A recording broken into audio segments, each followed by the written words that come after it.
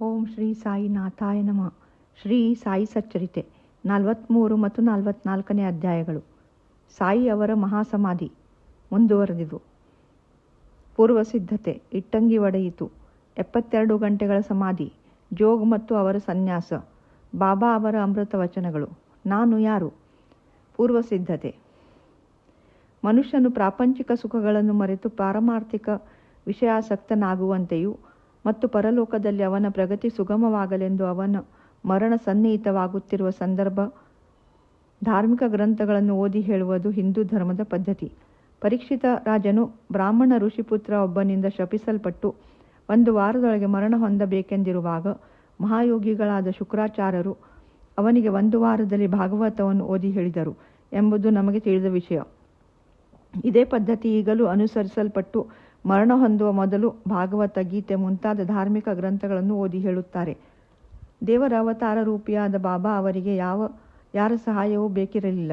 ಆದರೆ ಸಾಮಾನ್ಯ ಜನರಿಗೆ ಪಾಠ ಕಲಿಸಲು ಸುಗ ಅವರು ಸಹ ಇದೇ ಪದ್ಧತಿಯನ್ನು ಅನುಸರಿಸಿದರು. ತಾವು ಮರಣ ಹೊಂದುವವರೆಂದು ಅವರಿಗೆ ತಿಳಿದಾಗ ವಜೆ ಎಂಬ ಭಕ್ತರಿಗೆ ತಮ್ಮ ಮುಂದೆ ಶ್ರೀರಾಮ ವಿಜಯವನ್ನು ಓದಿ ಹೇಳುವಂತೆ ಆಜ್ಞಾಪಿಸಿದರು. ವಜೆ ಅವರು 1 ವಾರದಲ್ಲಿ ಅದನ್ನು ಓದಿ ಮುಗಿಸಿದರು. ಬಾಬಾ ಅವರು ಇನ್ನೊಂದು ಸಲ ಓದಿ ಹೇಳುವಂತೆ ಆಜ್ಞಾಪಿಸಿದರು. ಈ ರೀತಿ 11 ದಿನಗಳು ಗತಿಸಿದವು. 3 ದಿನಗಳಲ್ಲಿ ಮತ್ತೊಂದು ಬಾರಿ ಪಠಿಸಿ ವಜೆ ಬಹಳ ಬಳಲಿದ್ದರು. ಆಗ ಬಾಬಾ ಅವರು ವಜೆ ಅವರ ಪಠಣ ನಿಲ್ಲಿಸಿದರು. ಇದಕ್ಕೆ 2 ದಿನಗಳ ಮುಂಚೆ ಬಾಬಾ ಭಿಕ್ಷೆ ಬೇಡುವುದನ್ನು ಬಿಟ್ಟು ಸುಮ್ಮನೆ ಮಸೀದಿಯಲ್ಲಿ ಕುಳಿತಿರುತ್ತಿದ್ದರು.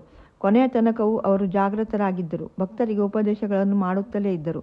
ತಮ್ಮ ನಿರ್ಗಮದ ಕಾಲವನ್ನು ಯಾರಿಗೂ ಸರಿಯಾಗಿ ತಿಳಿಸಿರಲಿಲ್ಲ. ಕಾಕಾ ಸಾಹೇಬ್ ಮತ್ತು ಬೂಟಿ ಅವರು ಪ್ರತಿದಿನವೂ ಬಾಬಾ ಅವರ ಜೊತೆಯಲ್ಲಿಯೂ ಊಟ ಮಾಡುತ್ತಿದ್ದರು.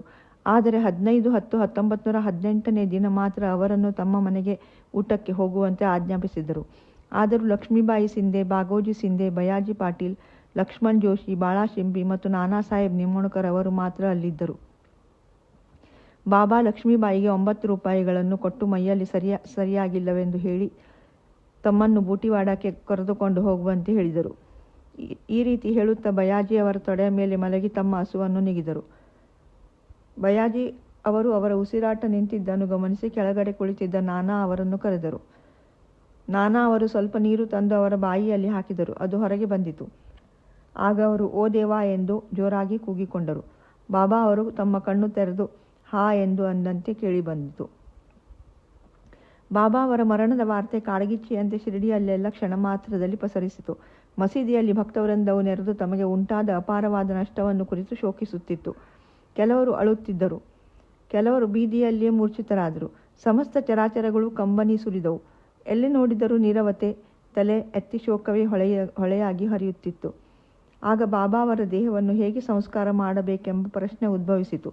ಕೆಲವು ಮಹಮ್ಮದೀಯರು ಮಸೀದಿಯ ಅಂಗಳದಲ್ಲಿ ದೇಹವನ್ನು ಸಮಾಧಿ ಮಾಡಿ ಅದರ ಮೇಲೆ ಗೋರಿ ಕಟ್ಟಬೇಕೆಂದು ಅಭಿಪ್ರಾಯಪಟ್ಟರು.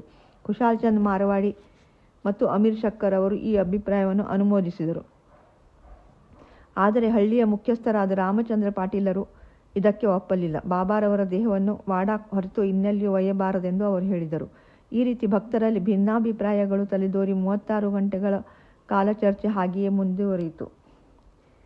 ಬುಧವಾರ ಬೆಳಗಿನ ಜಾವ ಬಾಬಾ ಶ್ರೀ ಲಕ್ಷ್ಮಣ ಮಾಮಾ ಜೋಶಿಯವರ ಕನಸಿನಲ್ಲಿ ಕಾಣಿಸಿಕೊಂಡು ಅವರ ಕೈಯನ್ನು ಹಿಡಿದೆಳೆದು ಬೇಗ ಏಳು ಬಾಪು ಸಾಹೇಬ್, ನಾನು ಮೃತನಾಗಿದ್ದೇನೆ, ಪುನಃ ಬರಲಾರೆ ಎಂದು ತಿಳಿದಿದ್ದಾನೆ. ನೀನು ಬಂದು ನನಗೆ ಪೂಜೆ ಮತ್ತು ಕಾಕಡ ಆರತಿ ಮಾಡು ಎಂದರು. ಲಕ್ಷ್ಮಣ ಮಾಮಾ ಬಾಬಾರವರ ಪರಮ ಭಕ್ತರಾಗಿದ್ದರು.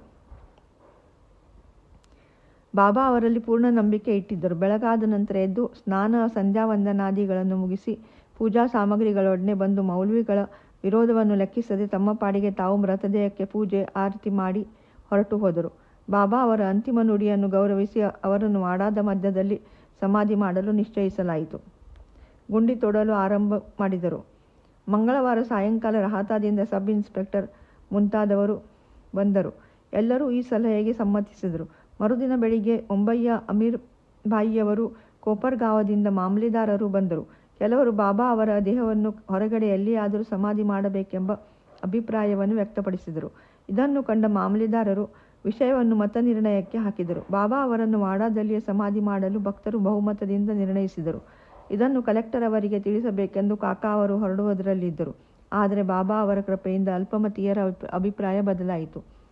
ಎಲ್ಲರೂ ಒಮ್ಮತದಿಂದ ವಾಡಾದಲ್ಲಿ ಸಮಾಧಿ ಕಾರ್ಯ ನಡೆಯಬೇಕೆಂದು ತೀರ್ಮಾನಿಸಿದರು. ಬುಧವಾರ ಸಾಯಂಕಾಲ ಬಾಬಾ ಅವರ ಶರೀರವನ್ನು ತಂದು ಮುರಳೀಧರನ ಪ್ರತಿಮೆಗೋಸ್ಕರ ಮೀಸಲಾದ ಗರ್ಭಗೃಹದಲ್ಲಿ ಸಮಾಧಿ ಮಾಡಲಾಯಿತು. ನಿಜಕ್ಕೂ ಬಾಬಾ ಅವರೇ ಮುರಳೀಧರನಾಗಿ ವಾಡಾ ದೇವಾಲಯವಾಗಿ ಪವಿತ್ರ ಪೂಜಾ ಸ್ಥಳವಾಯಿತು.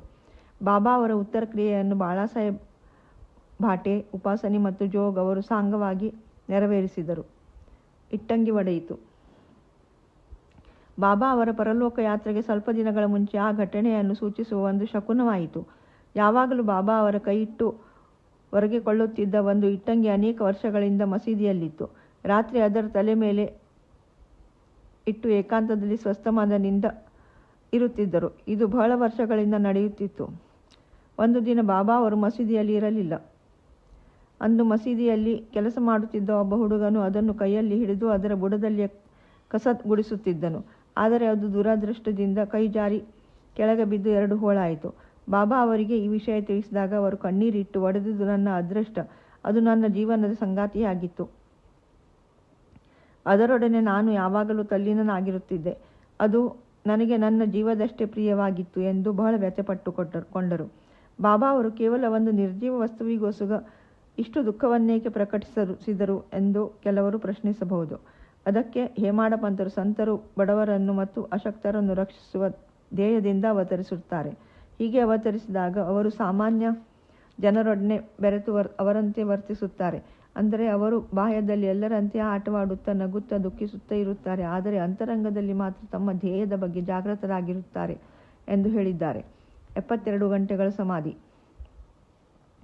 ಇದಕ್ಕೆ 32 ವರ್ಷಗಳ ಹಿಂದೆ, ಅಂದರೆ ಸುಮಾರು 1886ರಲ್ಲಿ ಬಾಬಾ ಅವರು ತಮ್ಮ ಸೀಮಾರೇಖೆಯನ್ನು ದಾಟುವ ಪ್ರಯತ್ನ ಮಾಡಿದರು. ಮಾರ್ಗಶೀರ್ಷ ಶುದ್ಧ ಪೌರ್ಣಿಮೆಯ ದಿನ ಬಾಬಾ ಅವರು ದಮ್ಮಿನಿಂದ ನರಳುತ್ತಿದ್ದರು. ಅದನ್ನು ನಿರ್ಮೂಲನಗೊಳಿಸಲು ಬಾಬಾ ಅವರು ತಮ್ಮ ಪ್ರಾಣವನ್ನು ಮೇಲಕ್ಕೆ ತೆಗೆದುಕೊಂಡು ಸಮಾಧಿ ಸ್ಥಿತಿಗೆ ಹೋಗಲು ನಿರ್ಧರಿಸಿದರು. ಆಗ ಅವರು ಭಗತ್ ಮಾಳಸಾಪತಿಯವರಿಗೆ, ನನ್ನ ದೇಹವನ್ನು 3 ದಿನಗಳ ತನಕ ಕಾಪಾಡು, ನಾನು ಮರಳಿ ಬಂದರೆ ಸರಿ, ಇಲ್ಲದಿದ್ದರೆ ಆ ಅಂಗಳವನ್ನು ಕೈಮಾಡಿ ತೋರಿಸಿ ನನ್ನನ್ನು ಹುಳಿಬಿಡು, ಗುರುತಿಗೋಸ್ಕರ ಅಲ್ಲಿ 2 ಧ್ವಜಗಳನ್ನು ನೆಡು ಎಂದು ಹೇಳಿ ರಾತ್ರಿ 10 ಗಂಟೆಗೆ ನಿಸ್ತೇಜರಾಗಿ ಬಿದ್ದರು. ಅವರ ಪ್ರಾಣವು ಶರೀರವನ್ನು ಬಿಟ್ಟು ಹೋದಂತೆ ಕಂಡು ಬಂದಿತು. ಎಲ್ಲ ಜನರು ಬಾಬಾ ಅವರು ತೋರಿಸಿದ ಜಾಗದಲ್ಲಿ ಅವರ ಶರೀರವನ್ನು ಹೂಳಲು ನಿರ್ಧರಿಸಿದರು. ಆದರೆ ಮಾಳಸಾಪತಿಯವರು ಅದನ್ನು ತಡೆದರು. ಬಾಬಾ ಅವರನ್ನು ತೊಡೆಯ ಮೇಲಿರಿಸಿಕೊಂಡು 3 ದಿನ ಕಾಯ್ದರು. 3 ದಿನಗಳು ಕಳೆದವು. ನಂತರ ಬೆಳಿಗ್ಗೆ 3 ಗಂಟೆ ಹೊತ್ತಿಗೆ ಬಾಬಾ ಅವರಿಗೆ ಜೀವಕಳೆ ಬಂದಿತು. ಉಸಿರಾಟ ಆರಂಭವಾಯಿತು. ಕಣ್ಣು ತೆರೆದು ಎಚ್ಚರವಾಗಿ ಯಥಾಸ್ಥಿತಿಗೆ ಬಂದರು. ಇದರಿಂದ ಬಾಬಾ ಅವರು 3.5 ಅಡಿ ದೇಹದಲ್ಲಿ ಜೀವಿಸಿ ನಂತರ ಅದನ್ನು ತ್ಯಜಿಸಿ ಹೊರಟು ಹೋದರೆ ಅಥವಾ ಜೀವಾತ್ಮದಲ್ಲಿ ಜಾಗೃತರಾಗಿದ್ದರೆ ಎಂಬುದನ್ನು ನಾವು ಊಹಿಸಬಹುದು. ಈ ದೇಹವು ನಶ್ವರವಾಗಿದ್ದದ್ದು, ಕ್ಷಣಿಕವಾದದ್ದು. ಆದರೆ ಅಂತರಂಗದಲ್ಲಿಯ ಆತ್ಮವು ಅಮರವಾದದ್ದು. ಈ ಶುದ್ಧ ಚೈತನ್ಯ ಸ್ವರೂಪವೇ ಬ್ರಹ್ಮಜ್ಞಾನ. ಅದು ಇಂದ್ರಿಯಗಳ ನಿಯಾಮಕ ವಸ್ತು. ಆ ವಸ್ತುವೇ ಸಾಯಿ. ಇದು ವಿಶ್ವದ ಚರಾಚರಗಳೆಲ್ಲವನ್ನು ವ್ಯಾಪಿಸಿರುತ್ತದೆ. ಇದಿಲ್ಲದ ಸ್ಥಳವಿಲ್ಲ. ತಮ್ಮ ಧ್ಯೇಯವನ್ನು ಸಾಧಿಸಲು ಸುಖ ದೇಹವನ್ನು ಧರಿಸಿ ಅದನ್ನು ಸಾಧಿಸಿದ ನಂತರ ದೇಹವನ್ನು ಬಿಸುಟು ಬಾಬಾ ಅನಂತರಾದರು. ಬಾಬಾ ಅವರು ನಿತ್ಯರು. ಅವರ ಮರಣವು ಕೇವಲ ಬಾಹ್ಯ ರೂಪವಾದದ್ದು. ಆದರೆ ನಿಜವಾಗಿಯೂ ಸಕಲ ಚರಾಚರಗಳಲ್ಲಿ ಅವರ ಆತ್ಮವು ವ್ಯಾಪಿಸಿ ಅವುಗಳ ನಿಯಾಮಕರಾಗಿರುತ್ತಾರೆ ಬಾಬಾ. ಅಂಥವರಿಗೆ ಪೂರ್ಣ ಶರಣಾಗತರಾಗಿ ಅವರನ್ನು ಮನಪೂರ್ವಕವಾಗಿ ಪ್ರೀತಿಸುವ ಭಕ್ತರಿಗೆ ಇದರ ಅರಿವಾಗುತ್ತದೆ. ನಮಗೆ ಈಗ ಬಾಬಾ ಅವರನ್ನು ಪ್ರತ್ಯಕ್ಷ ನೋಡಲಾಗದೇ ಇದ್ದಾಗಲೂ ಸಹ ಶಿರಡಿಗೆ ಹೋದರೆ ಅವರ ಸುಂದರವಾದ ಚಿತ್ರವನ್ನು ಮಸೀದಿಯಲ್ಲಿ ಕಾಣಬಹುದು. ಇದನ್ನು ಬಾಬಾ ಅವರ ಪರಮ ಭಕ್ತರಾದ ಪ್ರಸಿದ್ಧ ಚಿತ್ರಕಾರ ಶ್ರೀ ಶಾಮರಾವ್ ಜಯಕರ್ ಇವರು ಚಿತ್ರಿಸಿರುತ್ತಾರೆ. ನಿಜವಾದ ಭಕ್ತರಿಗೆ ಈ ಚಿತ್ರವನ್ನು ನೋಡಿದರೆ ಬಾಬಾ ಅವರ ದರ್ಶನವಾದಂತೆಯೇ ತೋರುತ್ತದೆ. ಈಗ ಅಮೃತಶಿಲೆಯ ಸುಂದರ ಮೂರ್ತಿ ಸಮಾಧಿ ಮಂದಿರದಲ್ಲಿ ರಾರಾಜಿಸುತ್ತದೆ. ಈಗ ಬಾಬಾ ಅವರು ಶರೀರವಿಲ್ಲದಿದ್ದರೂ ಸಹ ಸಜೀವವಾಗಿ ವಾಸವಾಗಿದ್ದಾರೆ. ಎಂದಿನಂತೆ ಈಗಲೂ ಅವರು ಭಕ್ತರ ಯೋಗಕ್ಷೇಮವನ್ನು ಚಿಂತಿಸುತ್ತಾ ಅವರಿಗೆ ತಮ್ಮ ಸಹಾಯವನ್ನೆಸಗುತ್ತಿದ್ದಾರೆ. ಸಂತರಿಗೆ ಸಾವಿಲ್ಲ. ಅವರು ಸಾಮಾನ್ಯ ಮಾನವರಂತೆ ಕಂಡರೂ ನಿಜವಾಗಿಯೂ ಅವರು ದೇವರ ಅವತಾರ ಸ್ವರೂಪವರು. ಜೋಗ್ ಮತ್ತು ಅವರ ಸನ್ಯಾಸ. ಬಾಪು ಸಾಹೇಬ್ ಜೋಗ್ ಅವರ ಸನ್ಯಾಸವನ್ನು ವರ್ಣಿಸಿ ಹೇಮಾಡ ಪಂತರು ಈ ಅಧ್ಯಾಯವನ್ನು ಮುಗಿಸಿರುತ್ತಾರೆ. ಭಕ್ತ ಬಾಪು ಸಾಹೇಬ್ ಜೋಗ್ ಅವರು ಪುಣೆಯ ಪ್ರಸಿದ್ಧ ವ್ಯಾಪಾರಿಗಳಾದ ವಿಷ್ಣುಬುವಾ ಜೋಗ್ ಅವರ ಚಿಕ್ಕಪ್ಪನವರು. ಅವರು 1919ರಲ್ಲಿ ಸರ್ಕಾರಿ ಹುದ್ದೆಯಿಂದ ನಿವೃತ್ತರಾದ ಮೇಲೆ ತಮ್ಮ ಪತ್ನಿಯೊಡನೆ ಶಿರಡಿಗೆ ಬಂದು ನೆಲೆಸಿದರು. ಅವರಿಗೆ ಸಂತಾನ ಪ್ರಾಪ್ತಿ ಇರಲಿಲ್ಲ. ಜೋಗ್ ದಂಪತಿಗಳು ಬಾಬಾ ಅವರನ್ನು ಭಕ್ತಿಯಿಂದ ಪೂಜಿಸುತ್ತಾ ಕಾಲ ಕಳೆಯುತ್ತಿದ್ದರು. ಮೇಘಾ ಅವರ ಮರಣದ ನಂತರ ಬಾಪು ಅವರೇ ಬಾಬಾ ಅವರಿಗೆ ಮಸೀದಿಯಲ್ಲಿ ಆರತಿ ಮುಂತಾದವುಗಳನ್ನು ಮಾಡುತ್ತಿದ್ದರು. ಇದು ಅವರ ಸಮಾಧಿ ತನಕ ನಡೆಯಿತು. ಜ್ಞಾನೇಶ್ವರಿ ಮತ್ತು ಏಕನಾಥ ಭಾಗವತವನ್ನು ಓದಿ ಅರ್ಥ ವಿವರಿಸುವ ಕೆಲಸವು ಇವರ ಪಾಲಿಗೆ ಬಂದಿತು. ಅನೇಕ ವರ್ಷಗಳ ಕಾಲ ಸೇವೆ ಮಾಡಿದ ನಂತರ ಜೋಗ್ ಅವರು ಬಾಬಾ ಅವರನ್ನು ಕುರಿತು, ನಾನು ನಿಮ್ಮಲ್ಲಿ ಬಹಳ ದಿವಸಗಳಿಂದ ಸೇವೆ ಸಲ್ಲಿಸುತ್ತಿದ್ದೇನೆ, ಆದರೂ ನನ್ನ ಆತ್ಮಕ್ಕೆ ಶಾಂತಿ ದೊರಕಲಿಲ್ಲ. ಸಂತರ ಸಂಪರ್ಕದಿಂದಲೂ ಸಹ ನನ್ನ ಸ್ಥಿತಿ ಉತ್ತಮಗೊಂಡಿಲ್ಲ. ನೀವು ಯಾವಾಗ ನನ್ನನ್ನು ಆಶೀರ್ವದಿಸುತ್ತೀರಿ ಎಂದು ಕೇಳಲು ಬಾಬಾ ಅವರು, ಸ್ವಲ್ಪ ಕಾಲದಲ್ಲಿಯೇ ನಿನ್ನ ಕರ್ಮವು ಸವೆಯುವುದು, ನಿನ್ನ ಪಾಪಗಳು ಸುಟ್ಟು ಬೂದಿಯಾಗುವವು, ಆಗ ನಿನ್ನನ್ನು ಆಶೀರ್ವದಿಸುತ್ತೇನೆ, ನೀನು ಆಗ ಅರಿಷಡ್ವರ್ಗಗಳಿಂದ ಮುಕ್ತನಾಗುವೆ. ಅಂದು ಸನ್ಯಾಸವನ್ನು ಸ್ವೀಕರಿಸು ಮತ್ತು ದೇವರ ಸೇವೆ ಮಾಡು ಎಂದು ಉತ್ತರಿಸಿದರು. ಕೆಲವು ದಿನಗಳ ನಂತರ ಬಾಬಾ ಅವರ ಮಾತುಗಳು ನಿಜವಾದವು. ಅವರ ಪತ್ನಿಯು ಮೃತಳಾದಳು. ಅವರಿಗೆ ಮಮತೆಯು ದೂರವಾಯಿತು. ಅದರಿಂದ ಸನ್ಯಾಸಾಶ್ರಮವನ್ನು ಸ್ವೀಕರಿಸಿ ತಮ್ಮ ಜೀವನದ ಗುರಿಯನ್ನು ಬಾಪು ಸಾಹೇಬ್ ಸಾಧಿಸಿದರು. ಬಾಬಾ ಅವರ ಅಮೃತ ವಚನಗಳು. ಯಾರು ನನ್ನನ್ನು ಪ್ರೀತಿಯಿಂದ ನೋಡಬಯಸುತ್ತಾರೆಯೋ ಅವರು ನನ್ನನ್ನು ಕಾಣುತ್ತಾರೆ. ನಾನಿಲ್ಲದ ಜಗತ್ತು ಅವರಿಗೆ ಶೂನ್ಯವಾಗಿ ಕಾಣುತ್ತದೆ. ಅವರು ನನ್ನ ಲೀಲೆಗಳ ವಿನ ಬೇರೆಯದನ್ನು ಹೇಳಬಯಸುವುದಿಲ್ಲ. ಅವರು ನಿರಂತರವಾಗಿ ಯಾವಾಗಲೂ ನನ್ನನ್ನೇ ಧ್ಯಾನಿಸುತ್ತಾ ಯಾವಾಗಲೂ ನನ್ನ ನಾಮವನ್ನೇ ಉಚ್ಚರಿಸುತ್ತಾರೆ. ಯಾರು ನನ್ನಲ್ಲಿ ಪೂರ್ಣ ಶರಣಾಗತಿಯನ್ನು ಹೊಂದಿ ನನ್ನನ್ನೇ ಸ್ಮರಿಸುತ್ತಾರೆಯೋ ಅವರಿಗೆ ನಾನು ಚಿರಋಣಿ. ಅವರಿಗೆ ಮುಕ್ತಿಯನ್ನು ದೊರಕಿಸಿಕೊಟ್ಟು ನಾನು ಋಣಮುಕ್ತನಾಗುತ್ತೇನೆ. ಯಾರು ನನ್ನನ್ನು ಸದಾ ಧ್ಯಾನಿಸುತ್ತಾ ನನಗೆ ಮೊದಲು ಅರ್ಪಿಸದೆ ತಾವು ಏನನ್ನು ಸ್ವೀಕರಿಸುವುದಿಲ್ಲವೋ ಅಂಥವರು ಅಧೀನನು ನಾನು. ಯಾರು ನನ್ನನ್ನು ಅವಲಂಬಿಸಿರುವರೋ ಅವರು ನದಿಯು ಸಮುದ್ರವನ್ನು ಸೇರಿ ಅದರೊಡನೆ ಐಕ್ಯವಾಗುವಂತೆ ನನ್ನನ್ನು ಸೇರಿ ನನ್ನಲ್ಲಿ ಐಕ್ಯವಾಗುತ್ತಾರೆ. ನೀವು ನಿಮ್ಮ ಅಹಂಕಾರ ಅಹಂಭಾವಗಳನ್ನು ತ್ಯಜಿಸಿ ನನಗೆ ಶರಣಾಗತರಾಗಿ ಎಂದು ಬಾಬಾ ಅವರು ಮಸೀದಿಯಲ್ಲಿ ಆಗಾಗ್ಗೆ ನುಡಿಯುತ್ತಿದ್ದರು. ನಾನು ಯಾರು? ಬಾಬಾ ಅವರು ಅನೇಕ ಸಾರಿ ನಾನು ಯಾರು ಎಂದು ಕೇಳುತ್ತಿದ್ದರು. ನೀವು ನನ್ನನ್ನು ಹುಡುಕಿಕೊಂಡು ಎಲ್ಲಿಗೂ ಹೋಗಬೇಕಿಲ್ಲ. ನಿಮ್ಮಲ್ಲಿಯೂ ಮತ್ತು ಚರಾಚರಗಳಲ್ಲಿಯೂ ಒಂದು ಆತ್ಮವಿದೆ, ಅದೇ ನಾನು. ಇದನ್ನು ತಿಳಿದು ನನ್ನನ್ನು ನಿಮ್ಮ ಅಂತರಂಗದಲ್ಲಿ ರಕ್ಷಿಸಿರಿ ಮತ್ತು ಸಕಲ ಚರಾಚರಗಳಲ್ಲಿಯೂ ನನ್ನನ್ನು ನೋಡಿರಿ. ಇದನ್ನು ನೀವು ಮನನ ಮಾಡಿದರೆ ಸರ್ವಜ್ಞತ್ವವನ್ನು ಅರಿತು ನನ್ನಲ್ಲಿ ಲೀನವಾಗುತ್ತೀರಿ ಎಂದು ಬಾಬಾ ಹೇಳಿರುತ್ತಾರೆ. ಆದುದರಿಂದ ಹೇಮಾಡಪಂತರು ವಾಚಕರಿಗೆ ನಮಸ್ಕರಿಸಿ ಎಲ್ಲ ದೇವರನ್ನು, ಸಂತರನ್ನು, ಭಕ್ತರನ್ನು ಪ್ರೀತಿಸಿ ಗೌರವಿಸಬೇಕೆಂದು ಬೇಡಿಕೊಂಡಿರುತ್ತಾರೆ. ಯಾರು ಇತರರನ್ನು ಆಕ್ಷೇಪಿಸಿ ನಿಂದಿಸುತ್ತಾರೆಯೋ ಅಂಥವರು ನನ್ನ ಹೃದಯವನ್ನು ಚುಚ್ಚಿದಂತೆ ನನ್ನನ್ನು ಗಾಯಪಡಿಸುತ್ತಾರೆ. ಆದರೆ ಯಾರು ತಾಳ್ಮೆಯಿಂದ ಇರುತ್ತಾರೆಯೋ ಅವರು ನನ್ನ ಪ್ರೀತಿಗೆ ಪಾತ್ರರಾಗುತ್ತಾರೆ ಎಂದು ಬಾಬಾ ಅವರು ಅನೇಕ ಸಲ ಹೇಳಿದ್ದಾರೆ. ಈ ರೀತಿ ಬಾಬಾ ಅವರು ಸಕಲ ಚರಾಚರಗಳಲ್ಲಿಯೂ ವ್ಯಾಪಿಸಿ ಅವುಗಳನ್ನು ಕಾಪಾಡುತ್ತಿರುತ್ತಾರೆ.